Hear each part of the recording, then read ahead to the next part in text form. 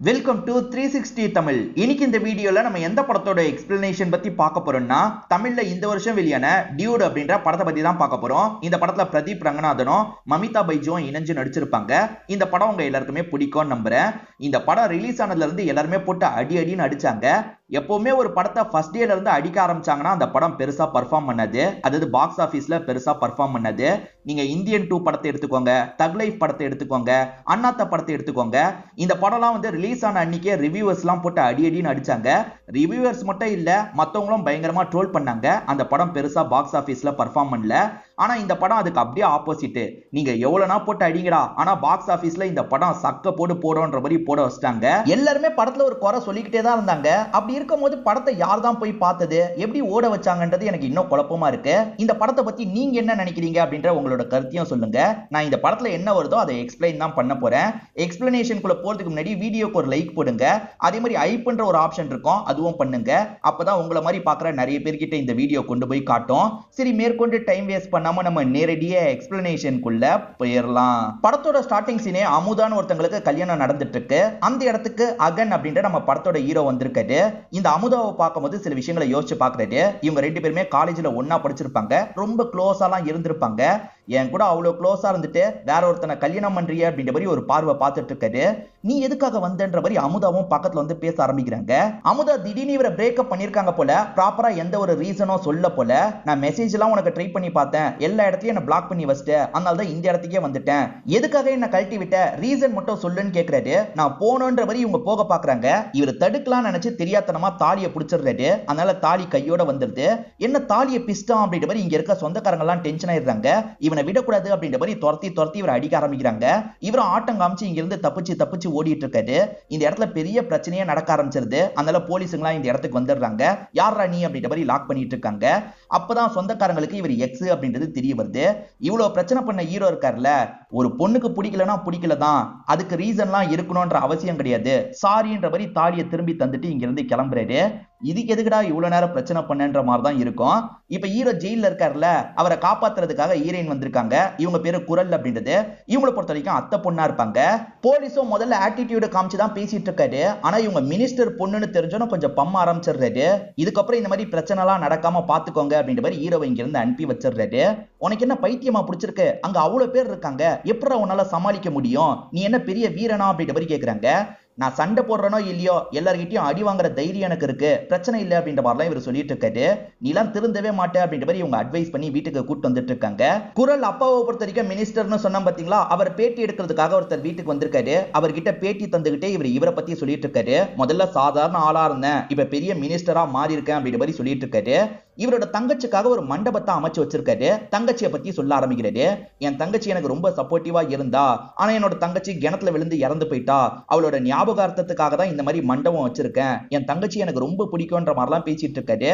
இன்னொருத்தங்க தங்கச்சியா இருப்பாங்க, அந்த தங்கச்சியோட பையனா தான் அகன் இருப்பாரு.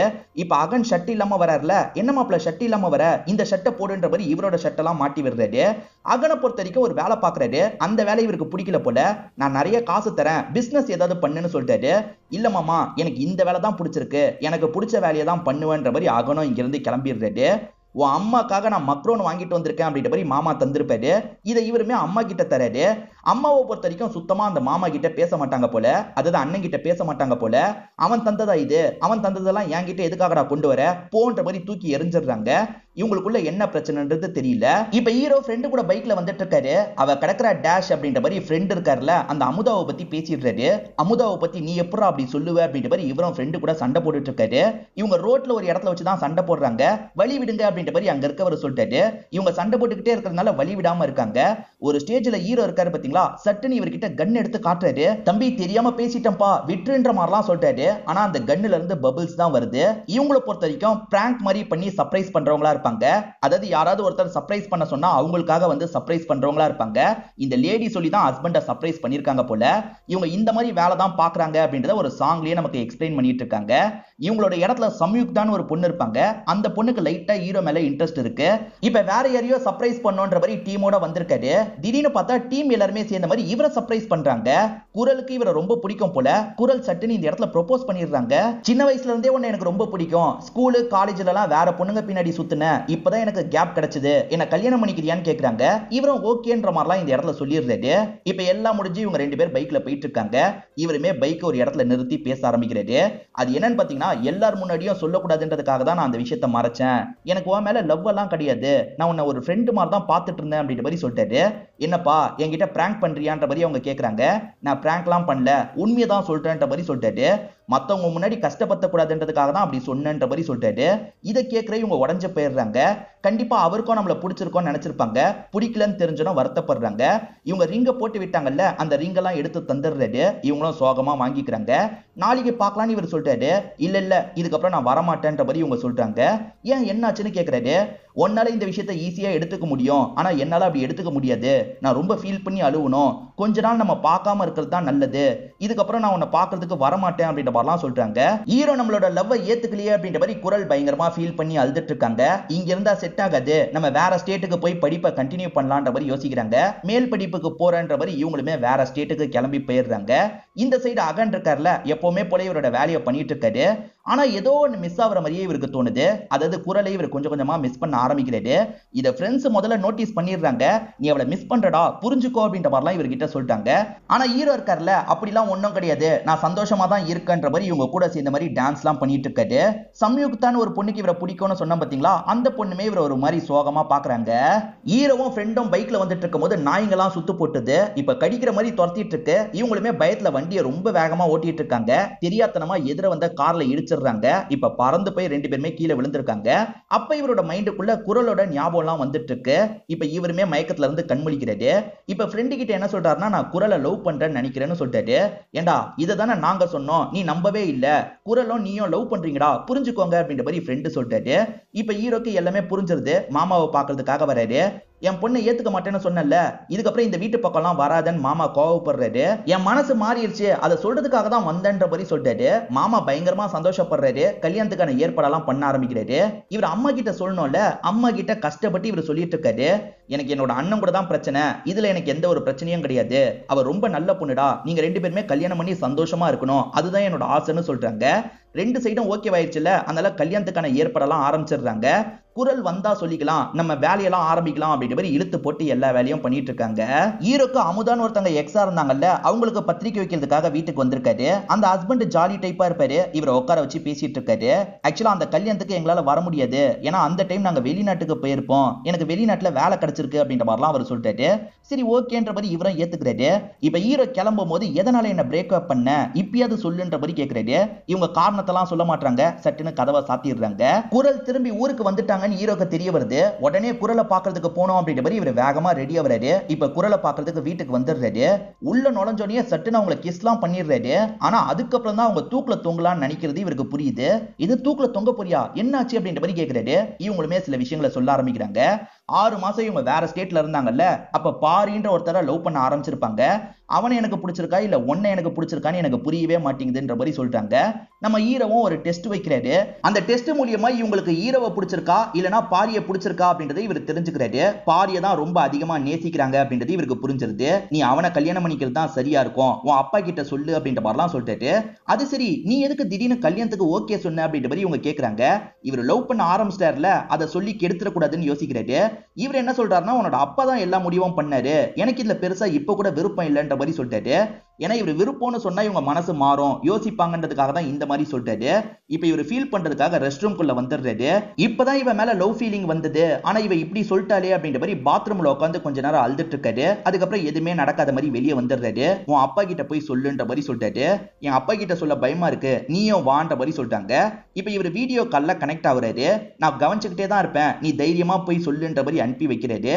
இவங்களுமே அப்பாவை பார்த்து பேசுறதுக்காக அந்த இடத்துக்கு வந்துடுறாங்க. அப்பா அந்த சமயம் பூஜைலாம் பண்ணிட்டு இருந்திருப்பாரு. இவங்களுமே என்ன சொல்றாங்கன்னா, இந்த கல்யாணத்துல எனக்கு விருப்பம் இல்லப்பா, நான் ஒரு பையனை லவ் பண்றேன் அப்படின்ற மாதிரி சொல்லிட்டாங்க. சரிம்மா, அந்த பையன் வசதியானவனான்னு கேட்கிறாரு. இல்லன்ற மாதிரி சொல்லிட்டாங்க. பிரச்சனை இல்லைன்னு சொல்றாரு. சரி, அந்த பையனுக்கு சொந்தக்காரங்களாம் இருக்காங்களான்னு கேட்கும்போது இல்லைன்னு சொல்லிட்டாங்க. சொந்தக்காரங்களாம் இல்லைனாலும் பிரச்சனை இல்ல, சரி என்ன கேஸ்ட்னு கேட்கிறாரு. இதை கேட்கிற பொண்ணு ஷாக் ஆயிடுறாங்க. என்ன கேஸ்டுமா சொல்லுன்னு கேட்கிறாரு. நம்ம கேஸ்ட் இல்லைன்னு சொல்றாங்க. அப்ப இந்த கல்யாணம் நடக்காதுமா, நீ அகனை தான் கல்யாணம் பண்ணிக்கணும் அப்படின்ற மாதிரி சொல்லிட்டாரு. அப்பா புரிஞ்சுக்கோங்கப்பா, நான் அவனை தான் நேசிக்கிறேன்ற மாதிரி பொண்ணு சொல்றாங்க. இப்பதான் அதுக்கப்புறம் அப்போ ஒரு பிளாஷ்பேக்கை ஓபன் பண்ணிட்டாரு. ஆக்சுவலா தங்கச்சியும் வேற கேஸ்ட்ல ஒருத்தர லவ் பண்றதா சொல்லியிருப்பாங்க. அப்படி லவ் பண்ணி அவனை கல்யாணம் பண்ணிக்கிட்டா எனக்கு அசிங்கம் சாவுன்ற மாதிரி இவர் தான் கிணத்துல தள்ளி சாவடிச்சிருப்பாரு. என் தங்கச்சியே சாவடிச்சேன், தேவைப்பட்டா நான் ஒன்ன கூட சாவடிப்பேன், ஒழுங்கா நான் சொல்றவனை கல்யாணம் பண்ணிக்கோ, நீ அவனை தான் கல்யாணம் பண்ணிப்பேன்னு அடம் பிடிச்சேன்னு வச்சுக்கோயேன், உன்னை கொல்றதை தவிர எனக்கு வழி இல்லைன்ற மாதிரி கன்னெல்லாம் எடுத்துட்டு இருக்காரு. இது எல்லாத்தையும் அந்த சைட்ல இருந்து ஈர கவனிச்சிட்டு இருக்காருல, ஏதாவது அவர் பண்றதுக்குள்ள போனோன்ற மாதிரி வேகமா அந்த இடத்துக்கு வந்துடுறாரு. மாமா என்ன பண்ணிட்டு இருக்கீங்க, இது பிராங்க்ன்ற மாதிரி சொல்லிட்டாரு. அங்க பாருங்க கேமரா இருக்குன்ற மாதிரிலாம் காமிச்சிட்டு இருக்காரு. அதுக்கு உடனே குரல் அப்பா இருக்காருல, எனக்கும் இது பிராங்க்னு தெரியும், நானும் பிராங்க் மாதிரி தான் பண்ணேன், நான் சொன்ன எல்லாமே சும்மா தான் பண்ணேன், கேமரா வச்சிருக்கிறது எனக்கு தெரியாதா, அதுக்காக தான் இப்படி பண்ணேன் அப்படின்ற மாதிரிலாம் சமாளிச்சிட்டு இருக்காரு. இவர் உண்மையா தான் பண்ணிருப்பாரு, ஆனா இப்ப கேமராக்காக பண்ணன்ற மாதிரி இவங்க கிட்ட சமாளிச்சிட்டு இருக்காரு. இவர் ஒரு கேஸ்டிஸ்ட் அப்படின்றது இவங்களுக்கு தெரிய வருது. இங்க இருந்து ஓடி போறது தான் ஒரே வழின்ற மாதிரிலாம் யோசிக்கிறாங்க.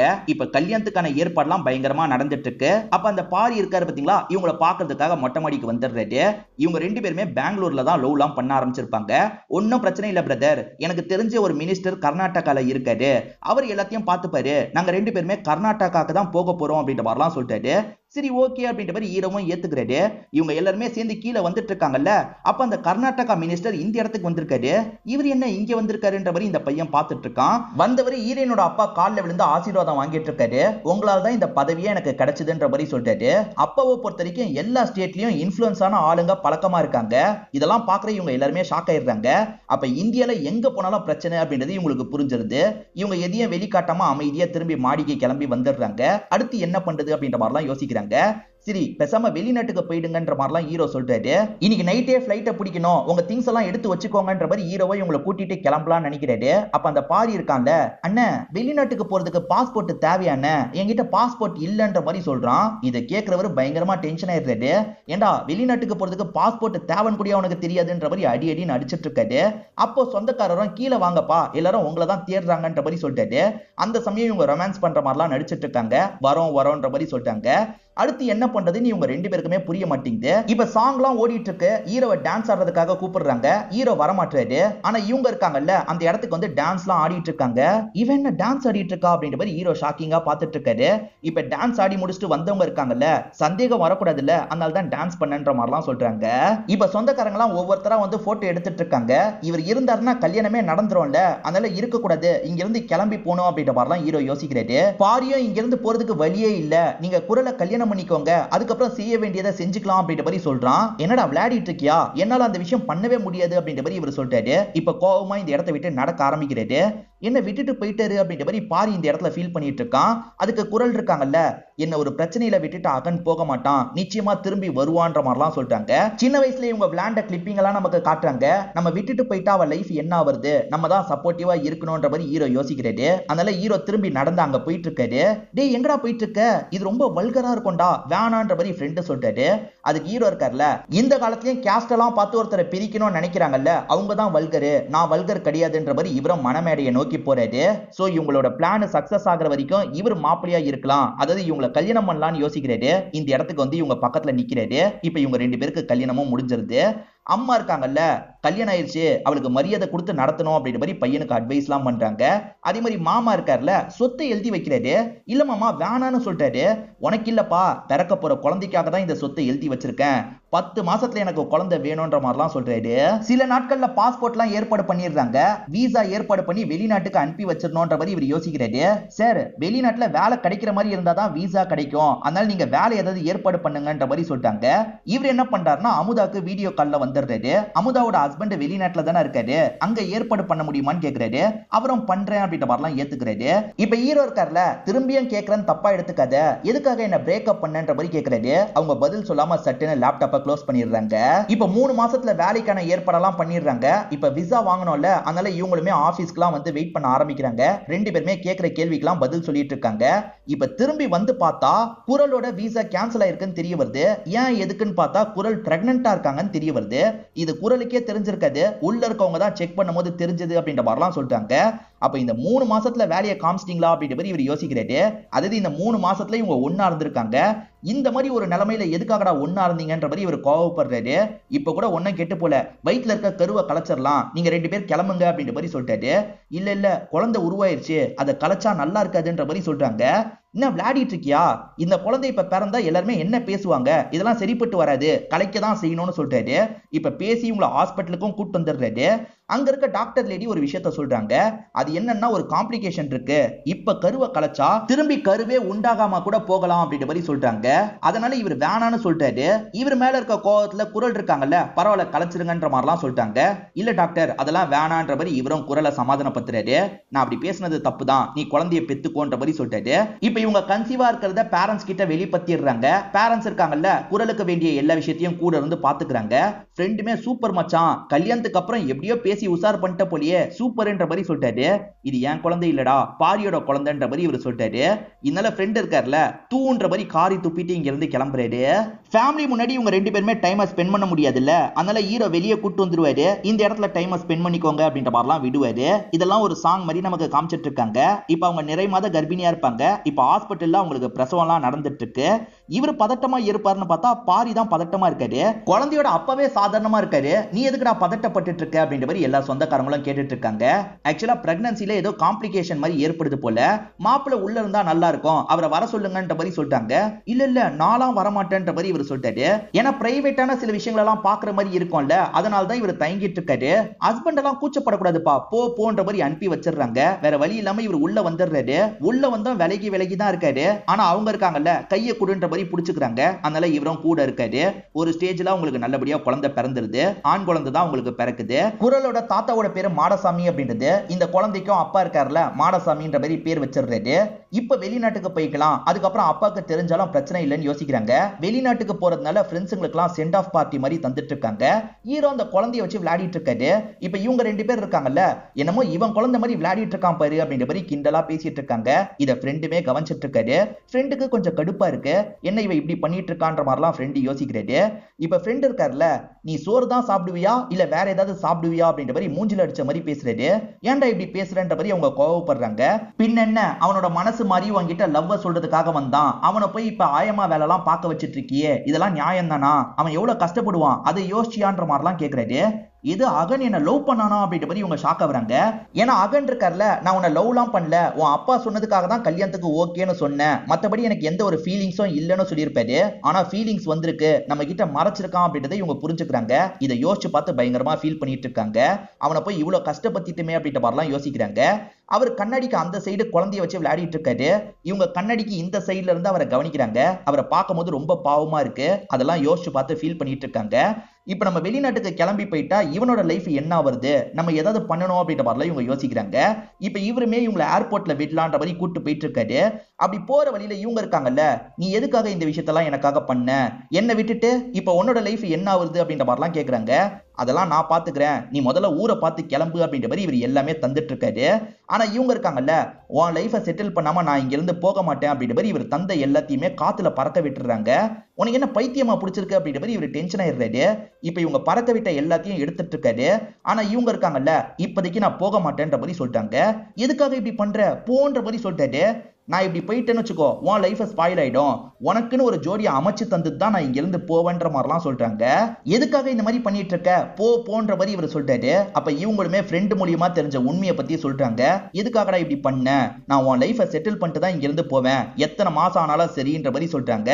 ஒரு ஸ்டேஜ்ல இவருமே சரின்ற மாதிரிலாம் ஏத்துக்கிறாரு. முதல்ல டைவர்ஸ் வாங்கினா தானே அடுத்த பொண்ணை பார்க்க முடியும், அதனால டைவர்ஸ்க்கான ப்ரொசீஜர் எல்லாத்தையும் இவங்க பண்றாங்க. இதெல்லாம் சீக்கிரட்டா வச்சுக்கணும் அப்படின்ற மாதிரி சீக்கிரட்டா தான் இந்த ப்ரொசீஜர்லாம் பண்றாங்க. அடுத்ததான் இவருக்கு பொண்ணை பாக்குறாங்க. ஏன் ஃபர்ஸ்ட் மேரேஜ்ல என்ன ஆச்சு அப்படின்ற மாதிரி எல்லாருமே கேட்டுட்டு இருக்காங்க. இவருமே என்ன இஷ்யூ நடந்தது அப்படின்றதெல்லாம் சொல்றாரு. ஹெல்ப் பண்றதுக்காக இப்படி பண்ணிருக்காருல, அதை பத்தி சொல்றாரு. இது ஹெல்ப் பண்றதுக்காக இப்படி பண்ணுவீங்களா, எங்களுக்கு இன்ட்ரெஸ்ட் இல்லன்ற மாதிரி எல்லாருமே அவாய்ட் பண்ணிட்டு இருக்காங்க. என்ன எந்த பொண்ணுமே கிடைக்க மாட்டா, சரி டேட்டிங் ஆப்ல ட்ரை பண்ணி பார்க்கலாம் அப்படின்ற மாதிரி இவங்க யோசிக்கிறாங்க. அப்படி ஒவ்வொரு பொண்ணுங்களையா பார்க்கிறதுக்காக வராங்க. இந்த பொண்ணுங்களும் சரி ஏதாவது ஒரு காரணத்தை சொல்லி ரிஜெக்ட் பண்ணிக்கிட்டே இருக்காங்க. குரல் இருக்காங்கல்ல, நம்ம சுத்தி சுத்தி தேடினது தப்பா போயிருச்சு, நம்ம கூட இருக்க ஒரு பொண்ணுக்கே உன் மேல ஒரு ஃபீலிங்ஸ் இருக்குன்ற மாதிரிலாம் சொல்றாங்க. யார் அந்த பொண்ணுன்னு கேக்குறாரு. கொஞ்ச நேரத்துல சம்யுக்தா இந்த இடத்துக்கு வராங்க.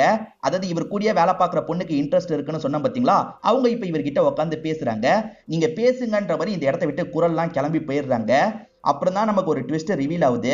இவங்க கிட்ட அப்ரோச் பண்ணி இந்த மாதிரி பண்ணுன்னு சொன்னதே இவரா தான் இருப்பாரு. அகனுக்கு எதுக்காக வெளியே பொண்ணு தேடுறீங்க, என்ன பார்த்தா பொண்ணா தெரியலையான்ற மாதிரி சம்யுக்தா குரல் கிட்ட கேட்டிருப்பாங்க. அதனால தான் குரல் இவங்க ரெண்டு பேரை சேர்த்து வைக்கிறதுக்காக இந்த இடத்துக்கு கூட்டு வந்திருப்பாங்க.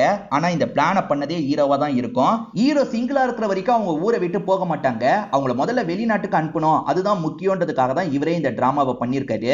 சம்யுக்தாக்கு இவர் மேல இன்ட்ரெஸ்ட் இருக்கிறது உண்மைதான். ஆனா இவர் நடிக்க சொன்னதுனால தான் இந்த இடத்துல நடிச்சிட்டு இருக்காங்க. இப்ப குரலும் ஓகே ஆயிடுச்சு போல அப்படின்ற மாதிரி இந்த இடத்துல பயங்கரமா சந்தோஷப்படுறாங்க. அப்ப வெளிநாட்டுக்கு போலாம் அப்படின்ற மாதிரி ஏற்பாடுலாம் பண்ண ஆரம்பிக்கிறாங்க. இவங்க டைவர்ஸ் மேட்டரை மறைச்சு தானே வச்சிருந்தாங்க. ஆனா அப்பாக்கு தெரிஞ்ச ஒருத்தர் மூலியமா அப்பாக்கு அதுக்கு இந்த விஷயம் வந்துருது. என்ன இப்படி பண்ணிட்டு இருக்காங்க அப்படின்ற மாதிரி அப்பா ஷாக் ஆயிட்டு இருக்காரு. இப்ப அப்பா பொண்ணுக்கு கால் பண்ணி நீ வெளிநாட்டுக்கு போறதுக்கு முன்னாடி அப்பாவை பாக்குறதுக்காக வாமா, குழந்தைய தூக்கிட்டு வாமான்ற மாதிரி சொல்லிட்டாரு. அதெல்லாம் வேணாம், டைரக்டா கிளம்புன்ற மாதிரி ஹீரோ சொல்லிட்டாரு. இல்ல இல்ல எனக்கும் அப்பாவை பார்க்கணும் போல தோணுது, நான் போயிட்டு வரேன்ற மாதிரி சொல்றாங்க. இப்ப அப்பாவை பாக்குறதுக்காக வந்துடுறாங்க. உங்க ரெண்டு பேருக்குள்ள செட் ஆகலையா, என்ன பிரச்சனை அப்படின்ற மாதிரிலாம் அப்பா கேக்குறாரு. அதுக்கப்புறம் டைவர்ஸ் பேப்பரை காமிச்சிடுறாரு. இவங்களும் என்ன சொல்லி சமாளிக்கிறதுன்னு தெரியாம முழிச்சிட்டு இருக்காங்க. அப்ப ஹீரோ இந்த இடத்துக்கு வந்துடுறாரு. அவ டைவர்ஸ் தரல, நான் தான் அவளுக்கு டைவர்ஸ் தரதுக்கு முடிவு பண்ணிட்டேன்ற மாதிரி சொல்லிட்டாரு. இது டைவர்ஸ் பண்ண போறியா எதுக்குன்ற மாதிரி அப்பா கேக்குறாரு. இவன் எனக்கு போர் அடிச்சிட்டா வேற ஒரு பொண்ணை பார்க்கலான்னு முடிவு பண்ணிட்டேன் அப்படின்ற மாதிரி ஹீரோ பேசுறாரு. இவர் மேலதான் தப்புன்னு கொண்டு வரதுக்காக தான் இப்படி பண்ணிட்டு இருக்காரு. என் பொண்ணை கண்கலங்காம பாத்துப்பான்னு பார்த்தா அதுக்குள்ள டைவர்ஸா தர உன் கதையை முடிக்கிறேன்டா அப்படின்ற மாதிரி அப்பா இந்த இடத்துல பயங்கரமா கோவப்பட்டு இருக்காரு. இப்ப இந்த இடத்துக்கு ஹீரோவோட அம்மா வந்துடுறாங்க. ஹீரோவோட அம்மா கிட்டயும் குரலோட அப்பா இந்த விஷயத்தெல்லாம் சொல்றாரு. இவர் சொல்றது உண்மையா அப்படின்ற மாதிரி அம்மா கேக்குறாங்க. குரலை மாட்டி விட முடியாதுல்ல, அதனால இவரும் ஆமா எனக்கு வேற ஒரு பொண்ணை பிடிச்சிருக்கு, அதனால தான் இப்படி பிரியறதுக்கு முடிவு எடுத்திருக்கேன் அப்படின்ற மாதிரிலாம் சொல்றாரு. இப்ப நைட்டு நேரம் அப்பா இருக்காருல, அவன் உன்னை விட்டுட்டு போயிட்டான்னு ஃபீல் பண்ணாதமா, நம்ம கேஸ்ட்லயே வேற ஒரு மாப்பிளைய பார்த்து உனக்கு கல்யாணம் பண்ணி வைக்கிறேன், அவன் உனக்கு இதுக்கப்புறம் தேவையில்லை, அதனால தான் அவன் கதையை முடிக்க சொல்லி ஆளுங்களை அனுப்பியிருக்கன்னு சொல்லிட்டாரு. இதை கேட்கறவங்க பயங்கரமா ஷாக் ஆயிட்டு இருக்காங்க. இப்ப நிறைய அடியாளுங்க ஹீரோவை அடிக்கிறதுக்காக வராங்க. ஹீரோ சண்டை போட மாட்டாரு. எதுக்காக இவங்க அடிக்கிறாங்க அப்படின்ற மாதிரி விலகி விலகி மட்டும் போயிட்டு இருக்காரு. ஹீரோக்கு ஏதாவது ஆயிட போகுது அப்படின்ற மாதிரி இந்த இடத்துல குரல் பயப்படுறாங்க. அப்பா நான் உண்மையெல்லாம் சொல்லிடுறேன், அவன் மேல எந்த ஒரு தப்புமே இல்ல, நான் பாரின்னு ஒருத்தனை லவ் பண்ணன்ற மாதிரி எல்லா உண்மையும் சொல்லிடுறாங்க. அப்ப வேற கேஸ்ட சேர்ந்தவனோட குழந்தையா அப்படின்ற மாதிரி அப்பா ஷாக் ஆயிடுறாரு. எதுக்குடி இப்படி பண்ணன்ற மாதிரி பொண்ணை போட்டு மிதின்னு மிதிச்சிட்டு இருக்காரு. இப்ப ஆளுங்களுக்கு கால் பண்றாரு. நீங்க கொல்ல வேண்டியது ஹீரோவை கிடையாது, அந்த பாரியன்ற மாதிரி சொல்றாரு. இப்ப பாரியை அட்டாக் பண்றதுக்காக போயிட்டு இருக்காங்க. இவ்வளவு நேரம் அடி வாங்கின ஹீரோ இருக்கார்ல, பாரியை எப்படியாவது காப்பாற்றணும் அப்படின்ற மாதிரி இந்த இடத்துல சண்டை போட ஆரம்பிக்கிறாரு. இங்க வந்த எல்லாரையும் போட்டு சம்மடி அடிக்கிறாரு. இந்த சைடு குரலோட அப்பா குரலை போட்டு அடிச்சிட்டு இருக்காரு. ஒன்னு அடிச்சு என்ன ஆக போகுது, இந்த குழந்தைய முதல்ல சாவடிக்கணும் அப்படின்ற மாதிரி இவர் என்ன பண்றாருன்னா குழந்தைய இங்க இருந்து தூக்கிட்டு கிளம்ப ஆரம்பிக்கிறாரு. அந்த குழந்தைய கார்ல வச்சு ஒரு பகுதிக்கு கொண்டு வந்துடுறாரு. யாருமே இல்லாத பகுதிக்கு கொண்டு வந்திருக்காரு. கன்னை வச்சு இந்த குழந்தைய ஷூட் பண்ணிடலாம் அப்படின்ற மாதிரி யோசிக்கிறாரு. இந்த சமயம் குரல் இருக்காங்கல்ல, இந்த விஷயத்த ஹீரோ கிட்ட சொல்றாங்க. அச்சச்சோ குழந்தைய எங்க தூக்கிட்டு போனாரு கண்டுபிடிக்கணும் அப்படின்ற மாதிரி இவர் ஒரு பக்கம் தேடி அலைஞ்சிட்டு இருக்காரு. இந்த சைடு அப்பா ஷூட் பண்ணலாம்னு நினைக்கும் போது இந்த குழந்தை கூட விளையாண்டதெல்லாம் யோசிச்சு பாக்குறாரு. ஷூட் பண்ணவும் இவருக்கு மனசு வர மாட்டேங்குது. இவர் ஷூட் பண்ணலாமா வேணாமான்னு யோசிக்கிறாரு. அப்பன்னு பார்த்து இவருக்கு நெஞ்சு வலி வந்துருது. இவர் பொத்துன்னு கீழே விழுந்துடுறாரு. இப்ப ஹாஸ்பிட்டல்ல தான் இவர் கண்முழிக்கிறாரு. என்ன யாரு காப்பாத்துனதுன்னு கேக்குறாரு. அந்த குழந்தை தான் உங்களை காப்பாத்துச்சு அப்படின்ற மாதிரி டாக்டர் சொல்றாரு. நமக்குமே நடந்த விஷயத்த காட்டுறாங்க. ஆக்சுவலா இவர் விழுந்துட்டார்ல, அந்த குழந்தை அந்த வண்டியை விட்டு இறங்கி இருக்கும். அப்படியே ரோட்டு கிட்ட வந்திருக்கும். என்ன குழந்தை ரோட்டு கிட்ட இருக்குன்ற மாதிரி ஆளுங்க பார்த்திருப்பாங்க. செக் பண்ணும் போது தான் இவர் இருக்கிறது தெரிஞ்சிருக்கும். இவர் ஹாஸ்பிட்டல்ல கொண்டு வந்து சேர்த்திருப்பாங்க. நம்ம சாவடிக்கலாம்னு நினைச்ச குழந்தை தான் நம்மளை காப்பாத்தி இருக்கு அப்படின்ற மாதிரி அப்பா இந்த இடத்துல பயங்கரமா ஃபீல்லாம் பண்ணிட்டு இருக்காரு. இப்ப குரல் இருக்காங்கல்ல, இவரெல்லாம் மாறவே மாட்டாரு, இவர்கிட்ட பேசியும் பிரயோஜனம் கிடையாது, நானும் பாரியும் இங்க இருந்து கிளம்புறோம், நீயும் பத்திரமா இருன்ற மாதிரி அகன் கிட்ட சொல்லிட்டு இங்க இருந்து கிளம்பலாம்னு நினைக்கிறாங்க. ஆனா அகன் இருக்காருல, மாமா கிட்ட பேசி புரிய வைக்கணும்னு யோசிக்கிறாரு. ஒரு நிமிஷம் குழந்தைய மட்டும் தான்ற மாதிரி ஈரன் கிட்ட இருந்து குழந்தைய வாங்கிடுறாரு. இப்ப குழந்தைய வச்சு அப்பா கிட்ட பேசுறதுக்காக வந்துடுறாரு. இந்த குழந்தை என்ன பாவம் பண்ணுச்சு, எதுக்காக கொல்லணும்னு நினைச்சீங்க அப்படின்ற மாதிரிலாம் கேட்கிறாரு. தப்பு பண்ணிட்டேன் அப்படின்ற மாதிரி அப்பாவும் இந்த இடத்துல ஃபீல் பண்ணி அழுதுட்டு இருக்காரு. ஜாதி மாத்தி கல்யாணம் பண்ணா உங்களுக்கு பிரச்சனையா இருந்தா நீங்க சாவுங்கடா, எதுக்குடா சம்பந்தப்பட்டவங்களை சாவடிக்கணும்னு நினைக்கிறீங்கன்ற மாதிரிலாம் ஹீரோ பேசுறாரு. இதனால அப்பாவுக்கு ரொம்ப கில்ட்டா இருக்கு. இப்ப குழந்தைய தந்து இவங்களை அனுப்பி வைக்கலாம்னு நினைக்கிறாரு. ஆனா அப்பா இருக்காருல, ரெண்டு பேரும் உள்ள வாங்கன்னு சொல்றாரு. அதாவது பாரியும் உள்ள கூப்பிடுறாரு. இவங்க ரெண்டு பேரையுமே ஏத்துக்கிறாருன்ற மாதிரி நமக்கு காட்டுறாங்க. டே மாடசாமி, நீ தான் காப்பாத்துனன்னு தாத்தா நினைச்சிட்டு இருக்காரு, உண்மையில நீயாடா காப்பாத்துன அப்படின்ற மாதிரி ஹீரோ அந்த குழந்தைய பார்த்து ஒரு கேள்வி கேட்கிறாரு. இங்கதான் ஒரு ட்விஸ்டை ரிவீல் பண்றாங்க.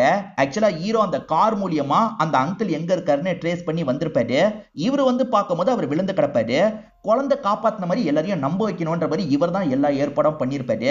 ஏன்னா குழந்தை காப்பாத்தினால தான் அவரோட மனசு மாறுச்சுல்ல, அதுக்காக தான் பக்காவா பிளான் போட்டு இப்படி பண்ணியிருப்பாரு. இப்ப அந்த மாமா இருக்காருல, குழந்தைய தான்ற மாதிரி வாங்கிக்கிறாரு. இப்ப எல்லாருமே சேர்ந்துட்டாங்கல்ல, இதை பாக்குற ஹீரோ லைட்டா ஸ்மைல் பண்றாரு. இதுக்கப்புறம் நம்ம தேவைப்பட மாட்டோம், நம்ம இங்க இருந்து கிளம்பலாம் அப்படின்ற மாதிரி சிரிச்சுக்கிட்டே இங்க இருந்து கிளம்ப ஆரம்பிக்கிறாரு. இந்த மினிஸ்டருமே பண்ண கொலைக்காக ஜெயிலுக்கு எல்லாம் போயிடுறாரு. இப்ப ஹீரோ இருக்காருல, அம்மா கூட உட்காந்துட்டு இருக்காரு. அம்மா ஒரு கேள்வி கேக்குறாங்க. அது என்னன்னா, சம்யுக்தாவை உண்மையிலேயே உனக்கு பிடிக்காதாடா அப்படின்ற மாதிரி கேக்குறாங்க. இல்லம்மா எனக்கு பிடிக்கும், ஆனா அது லவ்வான்னு எனக்கு சொல்ல தெரியலமா அப்படின்ற மாதிரிலாம் இவர் பேசிட்டு இருக்காரு.